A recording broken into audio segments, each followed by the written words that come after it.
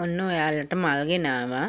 එක එක වාස්වල එක එක මිල ගණන් දාලා තියෙනවා. ඔයාලට මේ පෙන්නන WhatsApp අංකයට මෙසේජ් එකක් දාලා හෝ කතා කරලා හෝ වෙන් කරගන්න පුළුවන්. ඔයාලගේ ඔෆිස් එකට යාළුවෙකුට උත්සව අවස්ථාවකදී දෙන්න ඕන තරම් මට කියලා හදව ගන්න පුළුවන්.